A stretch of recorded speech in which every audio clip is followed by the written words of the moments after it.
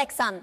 最近喺連登上有一個貼文引起熱議，有人發現日本女優河北彩花嘅最新作品中，佢戴住圓形眼鏡，表情略帶沉思嘅畫面，意外同香港歌手林家謙有幾分相似。喺呢個畫面中咧，河北彩花咧低頭凝視，戴住一副文藝氣息十足嘅眼鏡，眼神柔和帶點憂鬱，感覺好似一個專注讀書嘅圖書館小妹。相比之下，林家謙平時嘅形象都好多時都戴住眼鏡，予人一種斯文又帶點內斂嘅感覺。特別係佢喺音樂創作時嘅專注神態，確實同河北彩花嘅畫面有啲神似，難怪網友會有呢個聯想。唔少人見到呢個咁有趣嘅貼文啦，都紛紛留言啦。有人就話真係好似明明除咗褲都要着翻，亦都有網友熱烈討論河北彩花高人氣嘅原因。有人話係因為佢嘅氣質獨特，有人覺得佢好靚，但係亦都有人覺得一般，有人覺得佢嘅角色選擇多元化，亦都有人覺得佢啲作品好悶。不過無論點講，河北彩花嘅氣勢似乎仲會繼續燒落去。講到河北彩花嘅最新動向啦，佢最近喺 IG 上開咗一個新賬號旅遊手賬，轉型做旅遊 KOL，分享旅行經歷同生活點滴。